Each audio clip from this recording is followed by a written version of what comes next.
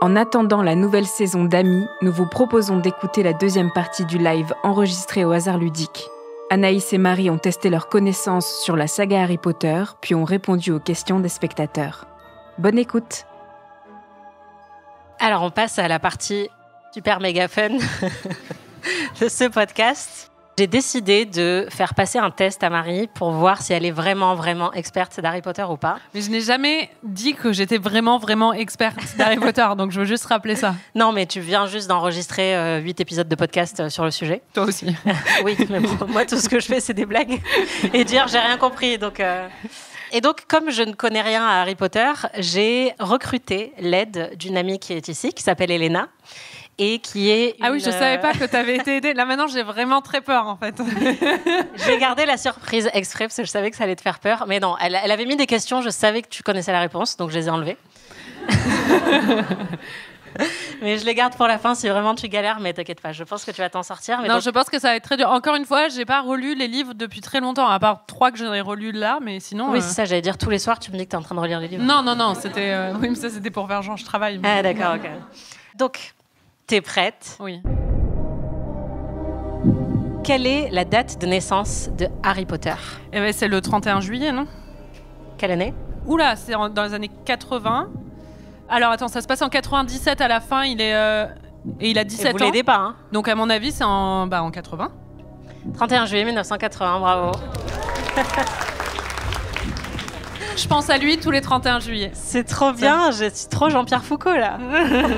Le truc, c'est aussi, comme j'y connais rien, j'avais du mal à jauger le niveau de difficulté de certaines questions, donc peut-être que c'est super facile, mais... Dans l'école des sorciers, quel est le nom du miroir dans lequel Harry miroir et Ron... d'Erised. Tu peux me laisser finir, s'il te plaît? Non, c'est... Qui est le baron sanglant? Le baron sanglant, c'est le... Alors, plusieurs histoires. C'est le fantôme de Serpentard, et c'est aussi celui qui a tué, figure-toi, le fantôme de Serre d'Aigle. La Lady Grey, elle a été tuée par le baron sanglant, qui était... c'était un féminicide, voilà. C'était ma prochaine question, donc il s'est bien suicidé puisque tu donnes les réponses avant que je pose les questions. Comment s'appelle la professeure qui remplace parfois Hagrid? Ah merde, comment elle s'appelle, elle? Ah... En plus, je sais que tu le sais parce que tu me l'as dit un jour. Ah bon? Ouais. C'est possible, mais là, ça me sort complètement de la tête. En plus, je l'ai relu récemment parce que c'est... C'est la musique qui veut gagner des millions. Ouais, ça me stresse. C'est bon, je suis sous pression. Je sais plus, honnêtement. Grubby Plank. Ah oui, c'est vrai. Gob planche en français. Quand est-ce que je t'ai dit ça? Je sais pas, je me souviens que tu m'as dit ça un jour et ça m'a interpellée parce que je me suis dit Grubby Plank, c'est vraiment bizarre. Je sais pas dans quel contexte. Quelles sont les deux équipes qui s'affrontent durant la finale de la Coupe du Monde de Quidditch? Facile. Bulgarie versus Irlande. Bulgarie perd. Ils attrapent le snitch grâce à Victor Krum, mais l'Irlande avait marqué tellement de buts avant qu'ils gagnent quand même. C'était la question suivante? Non. Quelles sont leurs mascottes respectives et les pouvoirs des mascottes? Très facile. Les Vela, ça c'est la Bulgarie, et c'est des femmes, enfin c'est des espèces de femmes séductrices qui peuvent envoûter des hommes grâce à leur chant. Et d'ailleurs, Fleur de la Cour a une arrière-grand-mère ou une grand-mère qui était Vela, et c'est pour ça qu'elle est hyper mignonne, quoi. Et il y a des cheveux de Vela qui peuvent être aussi dans les baguettes. C'est dans celle de Fleur de la Cour. Et ensuite, je m'y connais quand même un peu. Hein. Et ensuite, ça y est, elle a repris confiance là. Et ensuite, c'est des léprecornes. Je sais pas comment. C'est des ça léprocornes. Léprecornes. Je sais pas comment ça se prononce. Ça se mange aussi? Ils créent des farfadets. Selon le texte que Elena m'a donné. Ils donnent de l'argent, mais c'est des faux trucs, ça se transforme après. Faire apparaître de l'or. Oui, mais c'est du faux or. D'accord. Comment Dumbledore dit avoir découvert la salle sur demande? Bah, il avait pas envie de faire pipi? Non, c'est pas ça? J'ai un peu une obsession là. Si, c'est ça. C'est ça, oui. Ouais. Bien joué. Nomme tous les Horcruxes. Bon, ça c'est facile. Alors, le journal, Harry, Nagini. Ensuite, il y a le locket là, enfin le pendentif. Il y a la bague de Gaunt. Le pendentif de qui? Ça doit être un des 4 là, donc de Salazar Serpentard. Comment vous l'aider? Ouais, déjà. Et attends, ensuite, du coup, il y a la coupe de Poussoufle et il y a le diadème de Serre d'Aigle. Il en manque un. Et Gryffondor, il y a quoi de Gryffondor? Il y a rien de Gryffondor? Non, moi c'est bon, t'as tout en fait. Ouais. Bravo. Dernière question. Lors de leur bataille finale, avec quel sort Harry a-t-il vaincu Voldemort? Expelliarmus? Non, c'est ça? Oui. Ah ouais, putain. C'était son sort tout le long, quoi. Le mec, il aurait pu gagner en allant juste à son premier cours de la première année et c'était bon. Bravo, Marie. J'ai pas compté les points, mais je pense que ça va, tu t'en es bien sorti. Moi aussi, j'ai fait un petit quiz pour Anaïs. Le niveau va être bien plus bas. Comment tu t'appelles? C'est un quiz de neuneux sur Harry Potter. Non, en vrai, il y a des trucs. Que je vais quand même rien savoir. Non, mais je pense aussi parce qu'il y a des trucs compliqués, je pense. Quel est le prénom de la tante de Harry? Pétunia. Bravo. Quelles sont les 4 maisons Poudlard? C'est un quiz de neuneux, hein. Poufsouffle, Serre d'Aigle, Gryffondor et Serpentard. Non, mais il faut dire que quand on a préparé ce quiz, elle m'a dit tu devrais me faire un quiz pour les nuls parce que même si tu me demandes le prénom de Dumbledore, je saurais peut-être pas dire. Donc voilà. Qui meurt à la fin du 5? Si, Sirius. Bravo. Gary Oldman. C'est ça. Comment s'appellent les gardiens d'Azkaban? Les détraqueurs. Bravo. C'est bien. J'ai pensé aux gardiens de la galaxie d'un coup, ça m'a fait bugger. Imagine, ils écoutent les détraqueurs, ils écoutent le Walkman. Quelle matière enseigne Rogue dans les 5 premiers films? C'est pas les défenses contre les forces du mal? Il aimerait bien. Ouais, c'est ça, il aimerait bien. C'est... Je sais pas. Vraiment? Bah, je crois pas. C'est pas les potions, non? Si. Ah, c'est les potions? Bah oui. Ah ouais. Ah, mais du coup, ça explique pourquoi c'était le sang mêlé et pourquoi il avait le bouquin, et parce que c'était un ouf de potions, quoi. Ça en dit beaucoup sur les films que tu comprennes ça maintenant. Mais 8 ans plus tard. Alors, je crois que ça, c'est dans les films. Hein. Donc, c'est pas une question piège. Ok. Mais c'est peut-être un peu dur. Parce que les autres, c'était des questions. Non, pas du tout, justement. Mais celle-là, elle est un petit peu plus dure. Ok. À quel jeu Ron est-il particulièrement doué? Les échecs. Ah, bravo. Je pensais pas que tu l'aurais. Je me souviens parce que t'avais fait une blague dessus. Parce que t'avais dit il est con, mais il sait jouer aux échecs, c'est bizarre. Oui, c'est vrai. C'est vrai quand même. Et d'ailleurs, là, il devient intelligent dans le set. Dès qu'il embrasse Hermione, et ça y est. Enfin, même avant de l'embrasser. Bah, c'est contagieux l'intelligence. Ouais, c'est vrai. Quel est le nom de famille d'Hermione? Granger. Bravo. Quel est le prénom de Rogue? Je suis allée vers des trucs très très simples. Severus. Bravo. J'aurais dû mettre des trucs plus difficiles en fait. Lequel de ces prénoms n'est pas celui d'un personnage de la saga? C'est la dernière question. Sirius, Xenophilius, Albus et Papyrus. Papyrus. Oui, Papyrus. Voilà. Ok. Je suis trop forte. Ouais. Franchement. Il faut pas que ce soit seulement nous qui jouons. Bah oui, c'est vrai. C'est vrai que vous nous regardez jouer, c'est pas très fun. Donc on a un petit quiz pour vous maintenant. En gros, c'est un quiz sur Ami et pas sur Harry Potter. Pour quel personnage Anaïs a-t-elle écrit un poème? Pour Marcel le singe? Ouais. Bravo. Il faudrait faire une question bonus où il faut réciter le poème pour Marcel le singe. Mais... Même moi, je m'en souviens plus. Donc, Deuxième question. Quel grand mystère Marie a-t-elle résolu dans le podcast? C'est qui a tué Laura Palmer? C'est ça, bravo. J'en suis très fière. Citez 2 crushs d'Anaïs. Pas dans la vie, hein, dans le podcast, parce que vous pouvez pas savoir. Par là-bas. Ross et Lupin? Bravo. Bien joué. Il y en a eu tellement. Ça, je sais même pas comment les gens... Je pense qu'on l'a dit dans le... À quel personnage de Friends les amis d'Anaïs la comparent-ils le plus? Monica, non? Ouais. Oui, malheureusement. Avec quel personnage s'identifie-t-elle le plus? J'aurais dit Phoebe. Oui. Oui. Même si j'aurais pu m'identifier à Ross aussi, mais... C'est vrai. Pour son amour pour Ou les à singes. Joey. Tu t'étais identifiée Oui, c'est avec vrai, à Joey, oui. Quel personnage de Twilight est hanté par, je cite, des années de constipation et a, je cite, un teint de smecta? Ah. C'est Jasper. Oui, ouais, bravo. Bien joué. Avant de regarder Friends, quel était le couple emblématique de la série selon moi? Rachel et Joey. Ouais. Quelle déception. Ouais, pour c'est toi. ça, j'ai vite déchanté malheureusement. Quel film était le sujet de notre premier live? 50 nuances de Grey? Oui, bravo. On a un petit peu de temps pour faire un Q&A, donc si vous voulez nous poser des questions, évidemment, vous n'êtes pas obligés, mais on peut faire passer les micros et on vous répondra avec plaisir. Quel est le film que vous adorez détester? Enfin, qui est nul, mais que vous adorez. Par exemple, moi, j'adore Daredevil. C'est nul. Je le sais que c'est nul, mais j'adore regarder Daredevil. Bah, on en a fait pas mal dans la dernière Twilight, saison. en vrai, j'adore Twilight, moi. Mais Twilight, c'est bien. Twilight 1, c'est bien. Oui, Twilight 1, c'est un très bon film. Ouais. Mais non, Non, bah, Too Fast, Too Furious. Mais c'est très bien aussi, en vrai. C'est un très bon film. Mais non, mais c'est pareil, Les Ensorceleuses. En vrai, je trouve Les Ensorceleuses peut-être considérées comme un navet pour certains. Moi, je pense que c'est un très bon film. Enfin, la plupart, c'est les films qu'on a fait dans la saison navet ou chef-d'œuvre. Après, dans les récents, je sais pas, moi, j'ai beaucoup aimé Ambulance de Michael Bay. Dans la catégorie des choses qui font souffrir Anaïs, est-ce que vous allez chroniquer la suite de Bridgerton? Parce que c'était vraiment très fun à écouter. Je pense qu'on va peut-être le faire, ouais, mais peut-être qu'on attendra la sortie de la saison sur Bénédicte pour faire Colline et Bénédicte l'un après l'autre. Je sais pas. Ah oui. Je sais pas quand est-ce qu'elle a un souvenir de qui était Bénédicte. Il était mignon, non? Ouais, c'était celui qui était mignon. Ah ouais. Moi, je suis chaude. Hein. D'accord, ok. Bah ouais. Mais je me suis même retenue de regarder la suite parce que je me suis dit qu'on allait peut-être le faire pour le podcast. Ouais, bah moi j'ai commencé à regarder et puis après je me suis retenue. Non, c'est pas vrai, c'était nul donc j'ai arrêté. Mais C'est pour rester dans le thème d'Harry Potter, je voulais savoir ce que vous pensiez des suites, préquels, etc. qu'il y a eu, par exemple la pièce à Broadway ou les Animaux Fantastiques qui sont sortis. Alors, pas d'opinion. Sur la pièce, moi je l'ai pas vue. Je sais qu'on a des amis qui sont là-bas qui l'ont vue et que c'était impressionnant visiblement, visuellement sur scène et tout ça. Moi j'ai trouvé le scénario débile.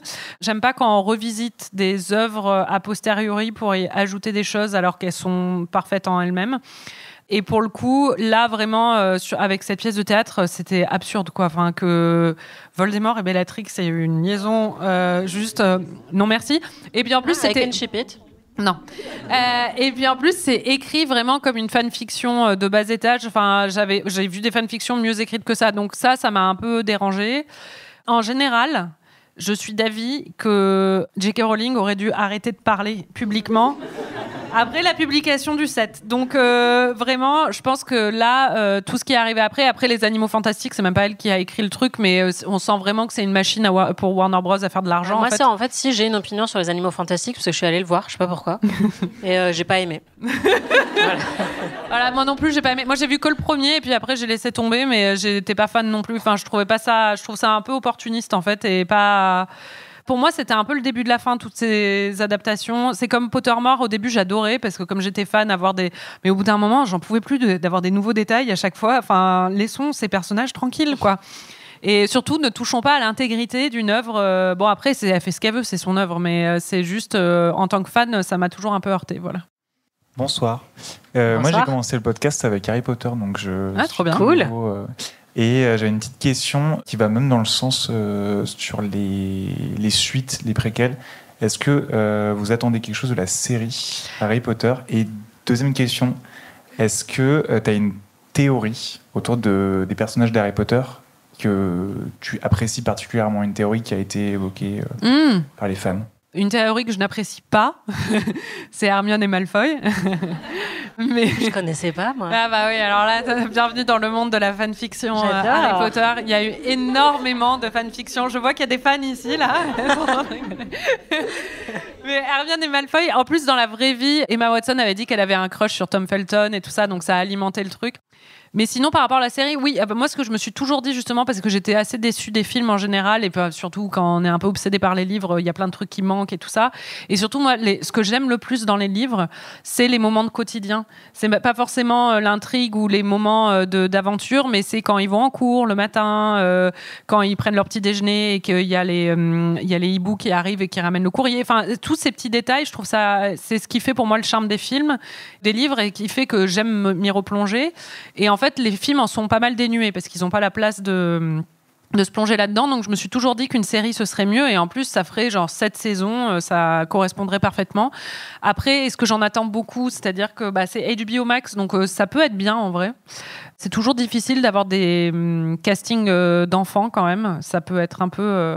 parce que même l'adaptation de L'Amie prodigieuse, par exemple, moi, ça m'avait un peu dérangé. Mais ça va être vraiment des enfants? J'imagine, ils doivent avoir 11 ans quand même. Ils sont à l'école. Ils vont faire comme dans Pen 15. Ils prennent des trentenaires pour jouer des lycéens, tu vois, dans les séries. Donc, ouais, non, mais là, 11 ans, c'est quand même... Oui, mais... Faut voir que ce serait drôle. Mais... Moi, le truc, c'est que comme je suis très peu informée, de manière générale, informée avec un Z, sur Harry Potter et dans la vie, je savais pas du tout que c'était une adaptation avec les mêmes personnages et la même histoire. Je crois, hein. Et ouais. Et du coup, moi, j'ai été hyper déçue parce que j'avais des attentes avant ça, parce que je me disais que ce serait super d'avoir juste une série high school avec de nouvelles promos qui arrivent à chaque fois. Et donc de nouveaux personnages dans l'univers Harry Potter, mais où il y aurait des intrigues différentes. Et évidemment, il pourrait y avoir des références à la saga, mais ça permettrait de s'en détacher un petit peu, de ne pas raconter ce qui a déjà été fait, et d'avoir vraiment un renouvellement, parce que l'écriture sérielle, c'est ça qui nous plaît aussi, c'est de se dire que ça peut durer 8 ans ou 10 ans si on en a envie. Et donc moi, j'étais trop partie sur cette idée-là. Et après, j'ai découvert que c'était pas ça la série. Donc je suis hyper déçue.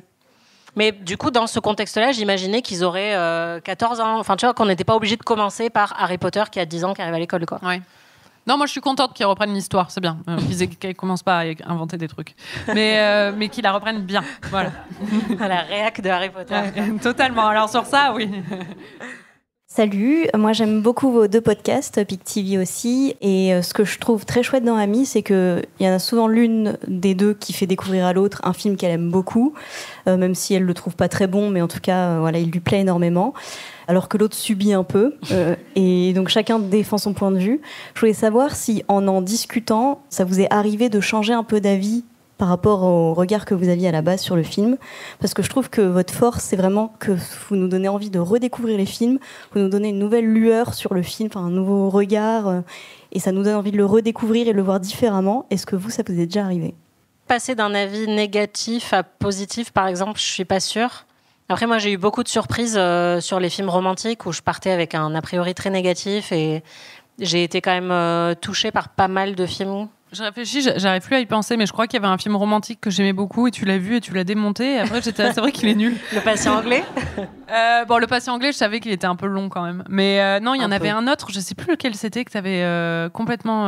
Le truc avec Meg Ryan qui marche à l'automne, là. Non, ça c'est trop bien. Ouais. Vous avez un message pour toujours, un super film. Si vous cherchez un film pour l'automne.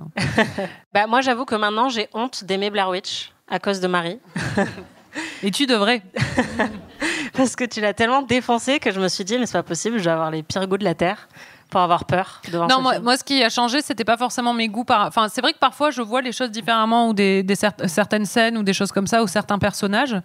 Mais après, c'est surtout que j'ai découvert... Enfin, par exemple, les films d'horreur, je pensais être vraiment hermétique à ça, ou avoir trop peur et tout ça. Et grâce à la saison sur ça m'a vraiment ouvert un nouveau champ. J'en regarde jamais maintenant, hein, mais c'est que sous la contrainte. Mais j'ai adoré les regarder sous la contrainte. Ouais, et puis tu m'as dit, par exemple, quand il y a Pauvre créature de Yorgos Lanthimos qui est sorti au cinéma, tu m'avais écrit après en me disant j'ai une sensibilité sur certains aspects du film que j'aurais peut-être pas eu avant. Les violons discordants. Ouais, et je pense que la saison sur Twin Peaks et la saison sur les films d'horreur, enfin en tout cas c'est ce que tu m'avais dit, que ça t'avait fait apprécier certains trucs, alors que tu étais allé avec quelqu'un qui avait été hyper rebuté par ces aspects-là, et toi tu avais été capable de lui expliquer ce qu'il y avait de cool là-dedans. Il n'avait pas compris quand même. Donc je suis très fière de moi. Tu peux. Et moi je t'ai fait aimer la romance quand même. Ah ouais, non mais alors ça c'est une catastrophe quoi. Avant, j'étais un cœur de pierre et maintenant, Marie m'a rendu romantique et c'est la fin du monde. Alors, moi, j'ai commencé à... Enfin, je vous ai découvert avec Pic TV. Je sais que c'est terminé maintenant. Bon, la première chose, déjà, je voudrais vous remercier parce que j'ai regardé Parks and Rec grâce à vous. C'était génial. Je l'ai saigné en 3 semaines, c'était atomique. Donc, merci pour la recommandation. Et la deuxième chose, c'est que du coup, il y a quelques séries où on n'a jamais pu avoir du coup votre avis puisque c'est terminé maintenant. Et comme c'est... inspiré en partie de l'œuvre de Stephen King et que je sais que tu aimes bien, Naïs. Est-ce que vous avez aimé Stranger Things ? En fait, c'était quoi votre point de vue sur cette série ? Moi, j'étais assez emballée par la saison 1, même si je l'étais moins que l'avis général, j'ai eu l'impression en tout cas. Et très vite, ça m'a gonflé. Je trouvais qu'en fait, justement, il y avait un côté trop lisse, pas assez horrifique, qui me plaisait pas trop parce que j'aime beaucoup Stephen King et que pour moi il y a quelque chose de beaucoup plus brut dans ce que j'aime chez lui. En fait, il y a un gimmick qui m'énerve de manière générale dans la fiction, c'est la manière dont on représente les années 80 avec que des tubes, disco, pop, les lumières colorées, etc. Et là, j'avais l'impression de voir un ersatz en fait qui s'inspirait de cette époque-là. Je trouvais que c'était juste, ça évoquait plein de choses qui sont mieux. Et ça n'arrivait pas à leur niveau. Et j'étais très fan des personnages adultes dans la première saison et après j'ai décroché, quoi. Ouais, moi j'avais beaucoup aimé la première saison aussi. Après, je me suis lassée, pareil. Mais j'ai pas une réflexion aussi construite. Non, mais c'est juste que je trouvais que, enfin, c'est un problème que j'ai avec la plupart des séries Netflix où on a un peu l'impression que c'est une recette un peu mercantile où on met plein d'ingrédients qui fonctionnent. Bah, forcément, les années 80, l'esthétique, machin, des références au cinéma des années 80-90, et on met tout ça dans une boîte, on secoue un peu et on livre un produit qui, au début, était vraiment pas mal, mais au final, justement, on ressent plus le produit qu'autre chose, quoi. Enfin, c'est pas vraiment une œuvre. Après, le truc, je crois qu'il s'appelle Joe Keery, l'acteur qui joue le bad boy un peu justement dans la saison 1. Et lui, je trouve que c'est vraiment un acteur hyper intéressant. Donc rien que pour ça, je suis contente que Stranger Things l'ait un peu révélé, quoi. Un avis sur la saison 2 de House of the Dragon et la saison 3 de The Bear. Et aussi, est-ce qu'on est d'accord que Claire est le pire personnage? Qui, Claire? Claire. Ouais, Claire, elle sert à rien. Claire Bear. Ouais. J'aime bien la saison 2 de House of the Dragon. J'ai l'impression qu'il y a pas mal de déçus, mais la une m'avait pas particulièrement emballée. Là, j'aime bien le fait qu'on soit enfin sur les mêmes personnages, enfin qu'on n'ait pas changé de casting encore une fois, parce que ça avait pas du tout marché dans la saison 1. Donc j'aime bien, mais je pense que j'aime bien parce que c'est un résidu de mon amour pour Game of Thrones qui continue d'être activé. Je pense pas que ce soit une excellente série, mais j'aime bien le casting et j'aime bien voir des dragons, donc voilà. Et après, The Bear saison 3, moi je suis très critique. Je suis très déçue. Pourtant, ça se laisse regarder hyper bien. Mais leurs histoires de t'es hanté, t'es pas hanté, là, j'ai pas du tout compris, mais j'ai trouvé ça insupportable. Et je trouve que ils se sont perdus dans ce qu'ils essayent de dénoncer aussi, c'est-à-dire que ça devient de plus en plus prétentieux. J'aime pas trop dire qu'une œuvre est prétentieuse, parce que t'es obligé d'être prétentieux pour créer une œuvre, dans tous les cas. Mais ils oublient l'histoire et l'impact émotionnel pour plus faire de l'esbrouf visuel ou technique ou dans l'écriture. Et je trouve que ça marche pas très bien. Après, l'épisode sur Tina est super bien. Et le personnage principal, en fait, il est insupportable aussi. Enfin, je trouve que c'est un gros problème. Même s'il est très sexy. Il est très sexy, mais en fait, il est devenu tellement toxique. Ouais, et puis, en fait, t'as envie de lui dire, mec, maintenant, t'es un adulte, donc tu vas décrocher ton téléphone, tu vas appeler Claire, et puis comme ça, tu nous épargneras toute la saison de genre, est-ce que je l'appelle ou pas? Donc ouais, c'est un peu dommage. Mais j'avoue que ça se laisse regarder quand même. Industrie dans les bonnes saisons en ce moment. Ouais, Industrie, c'est vraiment très très bien. Et la nouvelle saison est vraiment bien. Ouais. Alors, déjà, je voulais savoir si vous saviez que vous viviez un rêve, parce que moi, capturer une amie et pouvoir l'obliger à regarder des films d'horreur, c'est clair. C'est un fantasme qui ne se réalise jamais, malheureusement. Et du coup, déjà sur la brand et amis, en fait, vous êtes amis depuis, j'imagine, des années. Et est-ce qu'il y a eu des moments où il y a eu des frictions entre vous, des désaccords? Non. Quels épisodes? Et quelle est votre saison ou votre épisode préféré? Des moments de friction, enfin forcément, enfin c'est-à-dire que déjà on est à la fois amies et collaboratrices de travail, donc il y a plein de trucs qui se mêlent parce que ça peut aussi bien être des petites frictions qui vont être liées à des choses liées à l'amitié ou à l'intime ou à des choses comme ça, ou à des trucs d'organisation de travail.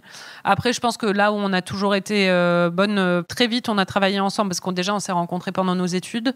Et après, on était employés de la même rédaction ensemble et on travaillait en binôme. On a appris assez vite à communiquer quand même par rapport au travail et à savoir faire un peu la part des choses, même si notre amitié arrive toujours dans cette sphère-là aussi. Enfin, ça s'imbrique complètement. Mais on communique bien, quoi. Enfin, en général, quand même, quand on a des problèmes ou des choses comme ça, on arrive à en parler. C'est pour ça que ça marche. C'est parce que des frictions, il y en a tout le temps, mais c'est jamais très grave. Tout le temps. Non, mais enfin, c'est comme n'importe quelle relation, je pense, qui dure depuis longtemps. En fait, ce serait bizarre si on se prenait jamais la tête. Mais par contre, sur des épisodes en particulier, je pense pas. Moi, mon plus grand souvenir où on était vraiment pas d'accord, c'était sur le film Fire Walk With Me. Ouais, mais c'était pas une friction. Non, c'était vraiment juste un débat. Non, mais après, par exemple, je pense que Aurélie, notre productrice, a assisté à des petits moments où, en fait, moi, par exemple, je peux être très fatiguée ou vice versa, et pendant l'enregistrement, on va être plus irritable, ou on va avoir l'impression qu'on fait pas autant rire l'autre, ou des choses comme ça, où on a l'impression. On est un vieux couple, en fait. Voilà, exactement. Et du coup, là, il va y avoir des trucs genre, mais dis-le si je t'emmerde. Et après, après on arrive toujours, mais ça fait partie un peu de la relation. Tout ça est dans la corbeille numérique d'Aurélie. Voilà, c'est ça. Un jour, elle sortira l'épisode divorce. Ouais, c'est ça. Et après, dans les épisodes préférés, honnêtement, c'est hyper dur. Il y en a plein, mais après, moi, forcément, j'ai une grosse affection pour l'épisode où il y a le poème Marcel. Parce que aussi c'était tout au début et que du coup c'était hyper fun on n'avait pas encore une formule très spécifique, mais là ça a super bien marché. Mais il y en a tellement. Moi, je pense que j'ai toujours une affection sur L'Exorciste, mais parce que pour moi, c'était un peu l'équilibre où aussi bien. Déjà, j'ai découvert un film que j'ai adoré et qui a un peu, m'a ouvert des voies au niveau cinématographique et tout ça. Je trouvais que l'analyse d'Anaïs était super et hyper intéressante et tout. Et en même temps, je crie beaucoup dans cet épisode. C'est assez marrant. Mais moi, j'ai beaucoup aimé la saison romantique film d'horreur parce qu'il y avait un bon équilibre. On pouvait se faire découvrir des trucs et puis ça touchait vraiment à des dadas respectifs. Donc, j'aimais bien. J'ai bien aimé ça. Mais après, Twin Peaks, moi, il y a beaucoup d'épisodes. Quand on découvre qui a tué Laura Palmer, c'était un grand moment. Ouais, en fait, comme on a commencé par Friends et que on n'avait pas la même position toutes les deux, elle connaissait, moi non. Et quand on est passé à Twin Peaks, c'était hyper cool pour moi de comprendre tout ce qu'elle avait ressenti pendant la saison 1, en étant justement dans l'autre fauteuil, quoi, et de voir un peu l'anticipation que j'avais sur certains épisodes où je savais qu'elle allait réagir, etc. Moi, franchement, je garde énormément d'affection pour ces 2 premières saisons parce qu'en plus, il y avait un truc qui s'est bâti sur toute la saison avec les mêmes personnages et tout, donc c'était très chouette. Et aussi vraiment le premier épisode du hors-série Twilight. Oui. Je le réécoute parfois, ce qui est un peu creepy parce que c'est me réécouter moi-même, mais il me fait beaucoup rire. Donc en fait, tous nos épisodes sont nos épisodes préférés, c'était ça la réponse. Est-ce que vous envisageriez animer un ciné-club, en fait, dans une salle de cinéma ? Ouais, moi j'adorerais. Ouais. En fait, notre rêve, c'est de faire Moulin Rouge au Moulin Rouge. Voilà. Ça, c'est le but ultime. On compte sur vous pour lancer la pétition. Exactement. Mais après, oui, on aimerait beaucoup faire des soirées enregistrement, un truc avec un film avant, ce serait l'idéal pour nous de trouver des petites salles ou des choses comme ça. C'est le niveau ultime de partage, justement de ne pas partager qu'entre nous, mais aussi avec un public. Non, mais c'est vrai, il y a des gens qui viennent nous voir et qui nous disent j'ai regardé tous les films dont vous parlez, etc., ou toutes les séries pour écouter les épisodes. Et c'est génial, en fait, de se dire qu'on peut convaincre les gens de regarder des trucs. Donc ouais, moi j'aimerais trop. Moi, je vous ai découvert avec Twin Peaks d'abord et après Friends, mais je connaissais les 2 séries que j'adorais. Et depuis, je milite pour forcer mon ami à regarder Twin Peaks, mais j'y arrive pas. C'est quoi la recette pour convaincre son ami de regarder quelque chose qui est complètement contre ce qu'elle aime? Il faut créer un podcast. Voilà, c'est ça. Non, mais après... c'est pas facile. Hein. Non, je sais pas, il faut faire des gâteaux, l'inviter le dimanche après-midi... Et et après la séquestrer, l'attacher au... Non mais en vrai Twin Peaks c'est trop bien. J'étais craintive de le voir, je pensais que j'allais rien comprendre et tout ça, mais c'est magique et c'est hyper drôle. Mais t'aurais lâché s'il n'y avait pas eu le podcast, parce qu'il y a quand même des passages un peu avides, quoi. J'aurais lâché au premier épisode s'il n'y avait pas eu le podcast, très clairement. Après j'ai commencé à accrocher et puis après à la fin de la 2e saison, clairement la 2e moitié, c'est rude. Mais la 3e saison c'est un des plus beaux trucs que j'ai jamais vu à la télé, quoi. Elle a raison. Mais oui, faire des gâteaux, c'est une très bonne astuce, je pense. Moi, je vais chez Marie pour être nourrie. Et après, du coup, on regarde des choses, mais l'objectif principal, c'est d'être nourrie. Bonsoir. Bonsoir. Est-ce que vous allez faire d'autres épisodes avec des invités, un peu comme vous aviez fait avec Malik Bentala pour le final de Succession? Et pas une question, une demande. Est-ce que vous pourriez faire une saison sur Gilmore Girls complète? Marie va pas vouloir. Qui arrive, Moi, j'aimerais beaucoup, mais Marie va pas vouloir. Ah non, Gilmore Girls, ça va. Et puis au bout d'un moment, qu'est-ce qu'on dit? Elle boit du café.